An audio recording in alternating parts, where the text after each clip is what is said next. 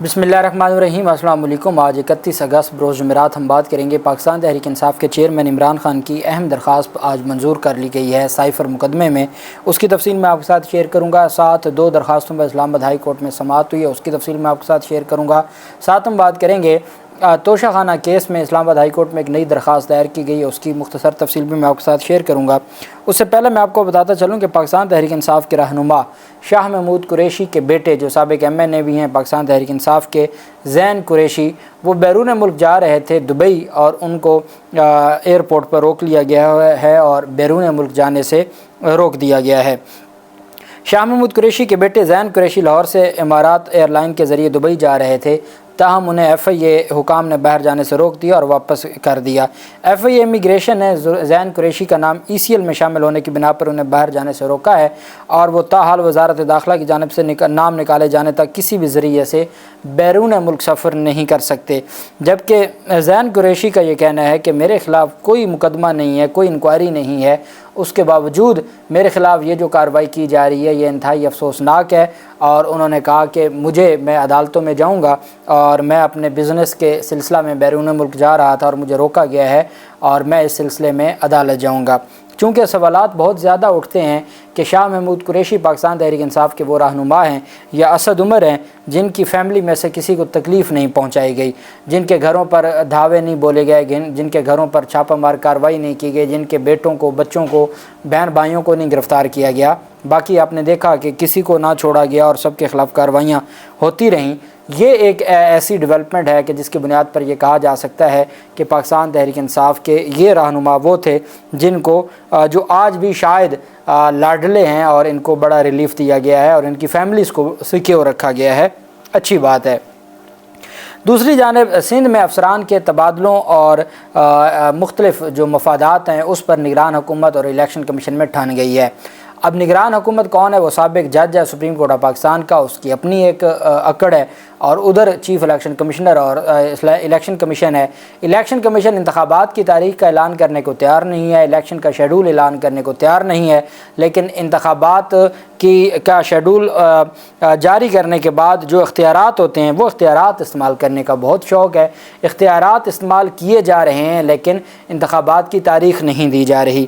Election commission نے نگران سندھ حکومت کو commissioner Karachi, deputy commissioner, additional IG، DIGs، SSPs اور دیگر افسران کے تبادلہ نہ کرنے پر خط لکھا تھا کہ اب تک افسران کے تبادلوں کی کوئی لسٹ فراہم کیوں نہیں کی گئی، اور کہا گیا کہ اب تک آپ نے افسران کا تبادلہ کیوں نہیں کیا جو پاکستان پیپلز پارٹی کے دور حکومت کے لگائے گئے تھے۔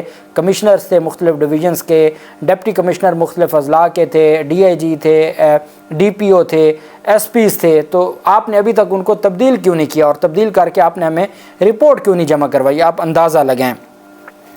اس پر نگران حکومت نے کہا کہ بھئی ہم آپ کے احکامات کاہے کو مانیں، آپ نے ابھی تک تو کوئی انتخابات کی تاریخ کا اعلان ہی نہیں کیا۔ جب آپ کو انتخاب کی تاریخ کا اعلان کریں گے، جب آپ انتخابات کے شیڈول کا اعلان کریں گے، اس کے بعد تو ہم آپ کی بات سنیں گے، اس کے بعد تو ہم آپ کے احکامات کو مانتے ہوئے تقرریاں اور تبادلے کریں گے۔ جب تک آپ نے الیکشن شیڈول نہیں دیا اس سے پہلے آپ کی جو کیوں شروع ہو گئے ہیں نخرے، اور آپ کی فرمائشیں کیوں شروع ہو گئی ہیں؟ نگران حکومت نے کہا جی ہم نہیں تبدیل کرنے جا رہے، آپ پہلے انتخابات کی تاریخ دیں، الیکشن کا شیڈول جاری کریں، اس کے بعد ہم سے امید رکھیے گا کہ ہم آپ کے کہنے پر تمام افسران کو تبدیل کریں گے، کیونکہ وہ سارے زرداری سے جڑے لوگ ہیں اور ان کو اتارنے کا مقبول باقر سوال ہی نہیں اٹھتا کہ وہ ان کو اتاریں۔ الیکشن کمیشن نے اپنے وہاں پر فیلڈنگ لگانی ہے، الیکشن کمیشن اپنے لوگوں کو ایڈجسٹ کرنا چاہتا ہے جو طاقتوروں کے ہیں، تو اس بنیاد پر اب ان میں جو ٹھن گئی ہے۔ اور دوسری جانب نگران سندھ حکومت اس معاملے پر چپ کر کے بیٹھی ہے۔ اس کا دعویٰ ہے کہ اس وقت انتخابات کے شیڈول کا اعلان نہیں کیا گیا، جب تک الیکشن کمیشن انتخابی شیڈول کا اعلان نہیں کرتا تب تک افسران کام کر سکتے ہیں۔ اور دوسری جانب GDA نے بھی افسران کے تبادلوں پر سوال اٹھایا ہے۔ GDA نے الیکشن کمیشن کو خط لکھ کر کہا ہے کہ سندھ میں پیپلز پارٹی کی سندھ حکومت جانے کے بعد صرف IG اور چیف سیکرٹری کو تبدیل کیا گیا، چونکہ GDA انہی لوگوں کا ہے۔ GDA نے بھی یہ کہا ہے کہ کسی صورت انتخابات نہیں ہونے چاہیے، اور فی الحال پہلے معیشت ٹھیک ہونی چاہیے، اور یہ سارے اب ان کو یہ لگتا ہے کہ ان سارے معاملات کو مد نظر رکھتے ہوئے ان کو کوئی ریلیف مل جائے۔ دوسری جانب آپ جانتے ہیں کہ 21 اکتوبر کا فیصلہ تھا 2022 کا، توشہ خانہ جہاں سے شروع ہوا تھا، یہ وہ فساد کی جڑ ہے۔ اگر یہ فیصلہ معطل کیا ہوتا تو اس کے بعد آج نہ توشہ خانہ فوجداری استغاثہ چلتا اور نہ توشہ خانہ کی بنیاد پر عمران خان جیل میں جاتے۔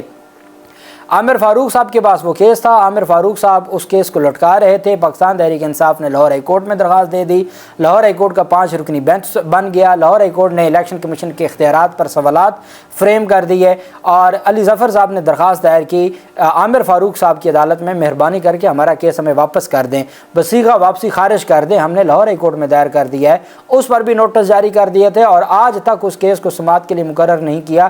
اگر اس کیس کو سن لیا جاتا تو یہ سارا توشہ خانہ کا تماشا ختم ہو جاتا۔ آج پاکستان تحریک انصاف نے عمران خان کو توشہ خانہ کیس میں پی ٹی آئی کے الیکشن کمیشن سے نااہلی اور پارٹی عہدے سے ہٹانے کے خلاف کیس پر ایک نئی درخواست دائر کی ہے۔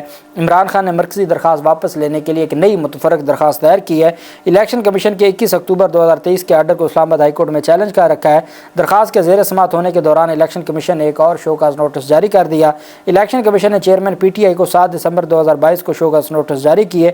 شوکاز میں کہا گیا کہ بتائیں کیوں آپ کو الیکشن کمیشن کے فیصلے کے تناظر میں کیوں نہ آپ کو ہٹایا جائے چیئرمین شپ سے۔ تو یہ دونوں معاملات لاہور ہائی کورٹ کے فل بینچ کے سامنے زیر سماعت ہیں۔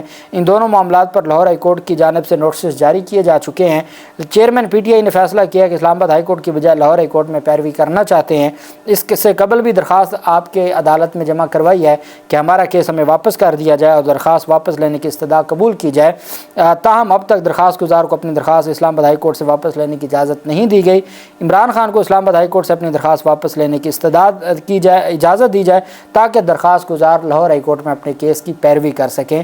یہ توشہ خانہ کیس میں ایک نئی درخواست دائر کی گئی ہے پاکستان تحریک انصاف کی جانب سے اور اس میں یہ موقف اپنایا گیا کہ مہربانی کر کے ہماری درخواست واپس کر دیں تاکہ ہم آئین اور قانون کے مطابق جو کیس ہے اس کو آگے چلا سکیں اور ہم اپنا جو ریلیف ہے وہ لے سکیں۔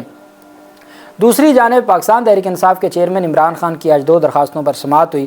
ایک درخواست تھی جج کی اہلی کے خلاف کہ جج اہلیت نہیں رکھتے، دوسری تھی کہ جو اٹک جیل منتقل کیا گیا ہے یہ فیصلہ درست نہیں ہے اور اس کو کالعدم قرار دیا جائے۔ عمران خان کی درخواست پر وہی روایتی انداز میں چیف جسٹس عامر فاروق صاحب کی عدالت میں سماعت ہوئی۔ اعتراضات لگے تھے، آج بہرحال وہ اعتراضات ختم کر دیے ہیں اسلام آباد ہائی کورٹ نے۔ سماعت کے آغاز پر عمران خان کے وکیل شیر افضل مروت نے عدالت کو بتایا کہ ہماری درخواست پر 2 اعتراضات عائد کیے گئے ہیں۔ اعتراض یہ ہے کہ ہم نے ایک ہی درخواست میں 1 سے زائد استدعائیں کی ہیں اور ہم نے 1 سے زائد جو پریئرز ہیں وہ عدالت کے سامنے رکھی ہیں۔ چیف جسٹس عامر فاروق نے کہا اس سے کیا فرق پڑتا ہے، آپ نے 1 سے زائد اگر چیزیں مانگی ہیں اس سے کیا فرق پڑتا ہے؟ تو وکیل شیر افضل مروت نے کہا جناب یہ تو آپ اپنے رجسٹرار سے کہیں کہ وہ کیوں اس طرح کے اعتراضات لگا دیتے ہیں۔ بہرحال چیف جسٹس عامر فاروق صاحب نے ریمارک دیا کہ اس سے کیا فرق پڑتا ہے، میں اعتراضات دور کر دیتا ہوں، آپ میرٹ کے اوپر دلائل دیں۔ چیف جسٹس عامر فاروق نے استفسار کیا کہ کیا عدالت کا وینیو تبدیل کیا گیا ہے، جس پر وکیل شیر افضل نے کہا کہ حکومت کی جانب سے عدالت جیل منتقل کرنے کا کوئی اجازت نامہ موجود نہیں ہے۔ وزارت قانون نے عدالت منتقل کرنے کا ایک NOC جاری کیا ہے۔ عدالت میں عمران خان کے وکیل نے بتایا کہ خصوصی عدالت کے جج ابو الاسناد نے محمد ذوالقرنین نے چیئرمین پی ٹی آئی کا جوڈیشل ریمانڈ کا آرڈر کیا۔ آرڈر پر تاریخی موجود نہیں تھی۔ چیئرمین پی ٹی آئی کو 30 اگست کو عدالت پیش کرنے کا حکم دیا گیا تھا۔ وکیل شیر افضل مروت نے کہا کہ اس عدالت کے حکم کے مطابق عمران خان کو عدالت میں پیش کیا جانا چاہیے تھا۔ یہ آرڈر ملزم کی عدم موجودگی میں خفیہ طور پر کیا گیا، یہ جوڈیشل آرڈر تھا جس سے ہمیں آگاہ کیا جانا چاہیے تھا۔ وزارت قانون نے بتایا ہی نہیں کہ کس قانون کے تحت عدالت منتقلی کا NOC جاری کیا جا رہا ہے۔ وزارت قانون نے سپریم کورٹ کے اختیارات استعمال کیے ہیں۔ شیر افضل مروت نے عدالت کو بتایا کہ اسلام آباد ہائی کورٹ نے عمران خان کو رہا کرنے کا حکم دیا۔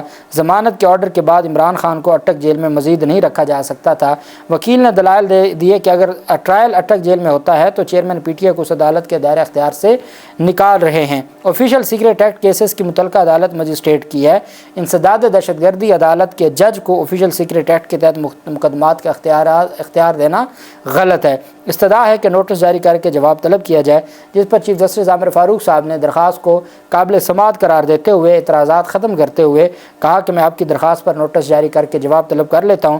شیر افضل مروت نے کہا کہ یہ جلدی والا معاملہ ہے تو کیس آئندہ ہفتے دوبارہ مقرر کر دیا جائے، جس پر چیف جسٹس عامر فاروق نے کہا کہ کیس کی سماعت آئندہ ہفتے ہی کر لیں گے اور نوٹس جاری کر دیا تمام فریقین کو۔ اور مختلف ملٹی پر ایک اس 30 اگست کے فیصلے کو چیلنج کیا گیا، ایک جج کی منتقلی کو، عدالت کی منتقلی کو چیلنج کیا گیا، ایک کہا گیا کہ آفیشیل سیکریٹ ایکٹ کا کیس ایک مجسٹریٹ سن سکتا ہے، یہ دہشت گردی عدالت کے جج کو کیوں مقرر کیا گیا، اس کو چیلنج کیا گیا، اور ساتھ سائفر کے جو ٹرائل ہے اس کے اوپر بھی عدالت سے استدعا کی گئی. یہ تو ملٹیپل اس میں پریئرز تھیں جس کی بنیاد پر اعتراض لگا تھا. بہرحال ریلیف یہ ملا ہے کہ درخواست کو اعتراضات ختم کر کے قابل سماعت قرار دے کے نوٹس جاری کر کے جواب طلب کر لیا ہے فری کین سے. جبکہ دوسری جانب اسی عدالت میں ابو الحسنات محمد ذوالقرنین کی عدالت میں پاکستان تحریک انصاف کے چیئرمین عمران خان کی جانب سے درخواست دائر کی گئی تھی، جس میں کہا گیا تھا کہ عمران خان کے دونوں بیٹے سلمان اور قاسم وہ عمران خان سے ٹیلی فونیکلی بات کرنا چاہتے ہیں، جیل میں اس کی اجازت دی جائے.